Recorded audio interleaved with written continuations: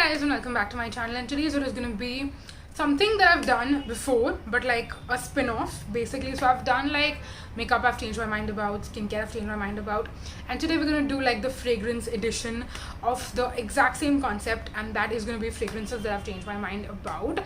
So I have been building my collection recently when it comes to skincare, and when I say recently, I mean the past I want to say 2 years. Like 2020 is when I really started building my collection. Like I still remember this huge fragrance haul that I did in like the end of 2020. So yeah, I have been building my collection since the past year or two, and a lot of these fragrances I've had in my collection for anywhere from like a year to more than a year. So yeah, I've changed my mind on some of these over the past year or so, and that's what I'm going to share with you today. So we're going to talk about fragrances that I've always like gone back and forth on. We're going to talk about fragrances that I did not like earlier but now I really like, and we're also going to talk about fragrances that I used to really like when I first got it, but now I'm not, so much a fan of them anymore. So we have two in every single category.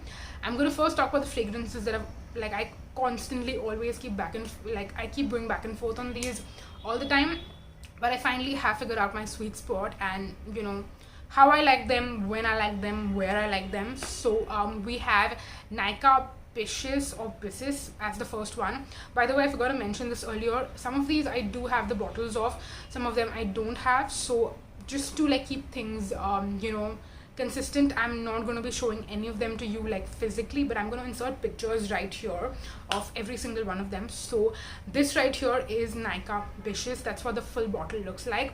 Now when I first got it, I bought the 10 ml travel spray that they do sell because I had smelled it in the store. I absolutely fell in love with it because it's a beautiful, warm, sweet, delicious, wintry kind of scent. So when I first got it, I really fell in love with it, and I wanted to get the smaller size so that I'm able to like test out the longevity, see how it wears on me, and then I'll get like the bigger 100 ml size bottle. So I got the small one, and I realized when I was using the small one that I do like it, but it can get a little too much, it can get a little too intense, and it can get a little too sweet and cloying. So what I try to do is that I did not wear it much in the summer monsoon time. I saved it for the winter, and in the winter when I wore it, I realized that I actually do really like it. But again, throughout the day, like when you first spray it on, it can like instantly it makes you like warm, sweet, and really happy. But then once you keep smelling it for like an hour or so, in the beginning it can get a little too much, but throughout the day as it mellows down and kind of like becomes nice and subtle, and it becomes like a skin scent but like super warm and sweet, that's when I really like it. That's what my sweet spot is. But every single time whenever I wore it, the first couple of hours used to be too much and it would kind of give me a headache. So that's when I realized that maybe wearing it on my skin is going to be a little too much for me no matter what the season is. So that's when I decided that okay, I'm going to try and test this out as like a perfume for my clothes kind of, and that's how I basically used up the whole thing of the 10 ml travel spray. So I would spray this on all my clothes, and a couple of days later when I used to wear those clothes, I could still smell the perfume on my clothes, but it would be more of like a skin scent. It would be a little bit more subtle, warm and comforting, but not cloying at all. So that's how I have kind of gone back and forth on Nika Pisces, and now I finally figured out that I love this as like a perfume for my clothes. I just think it's going to be a little too much for me to wear on my skin. So yeah, that is the first perfume that we have to talk about. Moving on, next we have this brand called Sense Perfumes that basically makes you can call it a dupe house of sorts. So they do make like inspired versions of designer popular fragrances, and they have an inspired version of Good Girl by Carolina Herrera, which I will tell you smells kind of like Good Girl, but it's not like, I wouldn't call it a dupe.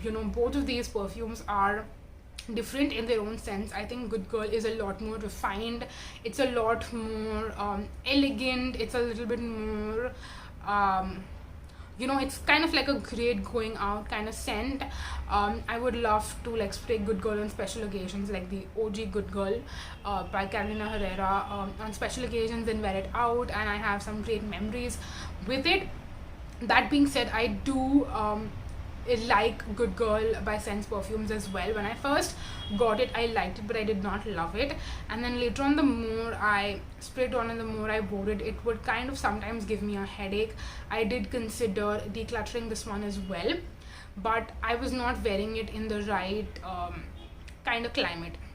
Again, similar to Nika Bishes, I think wearing Good Girl by Sense Perfumes in the summer or the monsoons can be a little bit too much.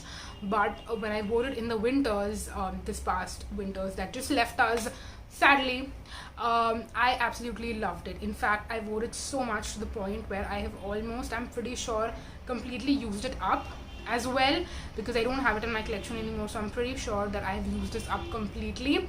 And yeah, I absolutely fell in love with it.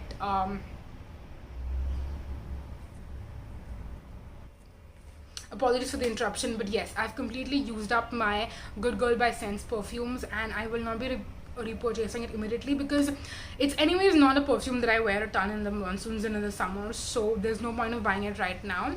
But I can guarantee you that before November 2022, I'm definitely going to be repurchasing this again, and I'm going to wear it and enjoy it a ton in the winter season as like an everyday scent, or like I'll probably wear this I'll wear it a couple of times throughout the week.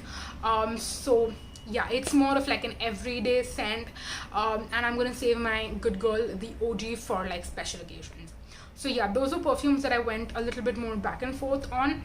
Now I'm going to talk about perfumes that I really loved when I first got, but now I'm not the biggest fan of them anymore. I do have both of these in my collection still, but I am waiting to use these up completely, and then I'm obviously not going to repurchase them. The first one that we have is Studio West Sea Salt. Now Studio West from Westside has like their collection of perfumes that I think have really elegant packaging, because they remind me of like the Christian Dior private collection. They do have a very similar packaging, and the surprising thing is that these perfumes are actually some of the most affordable perfumes. Like, I don't want to say affordable in terms of price range, but in terms of like value, because they do come in 100 ml sizes that are for under 1,000 rupees. So that to me is pretty affordable when it comes to like the Westside perfumes. So they have Sea Salt from Westside, which is like a fresh floral powdery kind of a scent. I don't know if that's what you're actually supposed to like. I don't think sea salt is the best way to describe this particular scent, but you know, it is a great scent. When I first got it, I really loved it, but the more I've been wearing it, the more I realize that this perfume doesn't have a great sillage and a great projection. When you first spray it on, you do smell it for a while, and then eventually it just becomes a skin scent. And every single time, like I've sprayed it on my wrist here, and like I am maybe like changing my clothes, or just I happen to like have my hand around my face, I can definitely smell the scent, but you don't get like a great scent bubble around this. And again, because it's a more affordable scent, I kind of understand that, but overall this perfume did not wow me as much as it had first wowed me when I first got it, you know. So yeah, eventually I'm kind of over it, and I haven't even worn it that much. I have a dent in it, but it's not like a really significant dent, you know. I still have a long way to go through this particular perfume. So I am currently wearing it. If you saw my summer fragrance rotation, then you would have seen this perfume in there, and I am hoping to use it up in this summer, or maybe like even monsoon probably, but I definitely want to use it up by the end of this year. So yeah, that's my first perfume that I used to love, but I don't love as much anymore. Moving on next to another one, this I also had really high hopes and expectations for. This is Plum Orchid May Not. So I got the body mist of the Plum Orchid May Not, and I was really excited for it, because it was compared to it was not compared, but like when I saw the notes, it was kind of similar to Plum Orchid May Not is similar to Avon Imari Seduction, so it kind of has a similar vibe going for it. And Imari Seduction I'm kind of also a little bit over at this point, so I was really hoping to get something that is more you know what the opening of MRE Seduction smells like, but like throughout I would like to smell the same thing. I feel like MRE Seduction is a more dynamic scent that smells different when you first spray it, and it definitely changes throughout the day. So I wanted to get something that smells like the opening of MRE Seduction throughout. And Plum Orchid May Not is great for that because I feel like it gives me that kind of vibe. So I wanted to get the body mist first and kind of experience the scent before I could get the EDP and like really invest in it.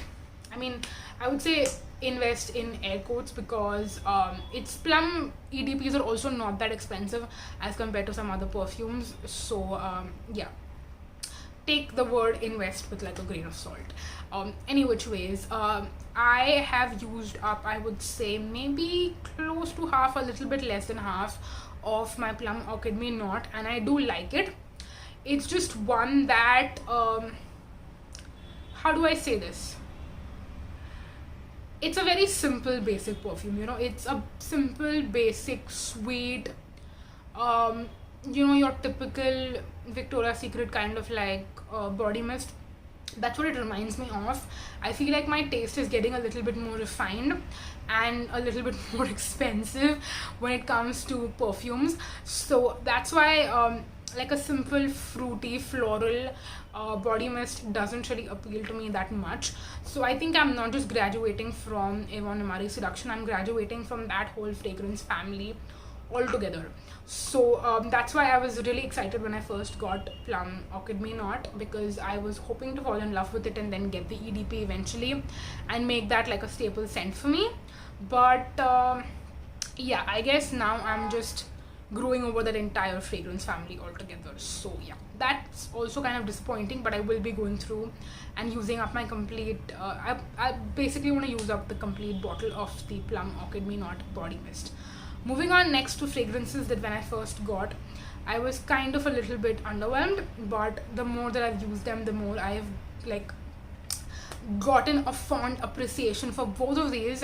And I have spoken about this in the past, so that's why I saved it for the end. So I'm gonna kind of like go over it quickly and not talk too much in detail about it. But the two perfumes that when I first got, I was not the biggest fan of once I started wearing them, was not Plum, why do I keep saying Plum?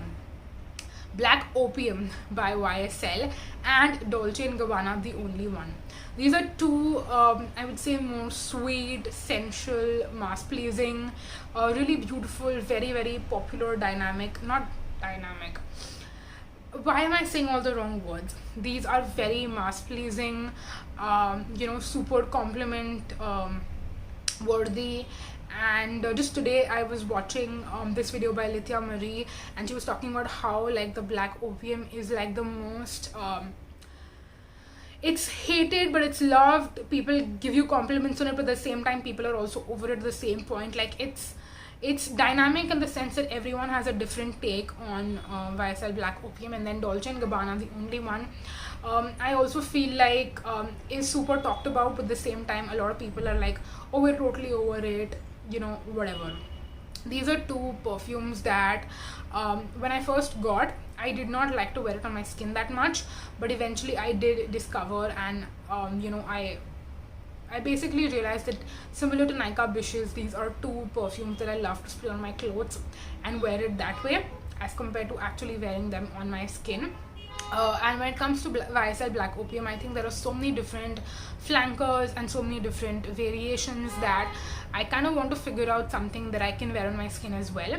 But the one that I had personally got was the EDT, and that is the one that I would definitely also continue to you know, buy and have in my collection and spray it on my clothes, and that's how I'm going to be wearing it. So yeah, these are two that I don't have in my collection right now because I did completely go through both of my bottles. The Dolce & Gabbana one was obviously like a smaller size, it was the 30 ml, but YSL Black Opium was 50 ml, and I used both of them up completely, so that's why I don't have them in my collection to show you anymore. But yeah, these are ones that I eventually did fall in love with over time, and I figured out my right way of using these. So yeah, those are all the perfumes that I had to talk about in today's video, and I'm actually very happy that this video is a lot shorter than what I had thought it would be. So yeah, I'm not gonna make it any further longer. Thank you so much for watching, you guys. Definitely let me know if you have tried any of these perfumes. What are your thoughts and opinions on them? Do you love them? Do you hate them? Or if you have gone through a similar experience with any perfume, like either you loved it in the past but now you don't like it so much, or if you did not like something as much initially but then eventually you discovered how to fall in love with it. Share your story with me in the comment section. I would love to chat with you guys about that. But yeah, that's it for this video. Thank you so much for watching, you guys. Until next time, bye bye.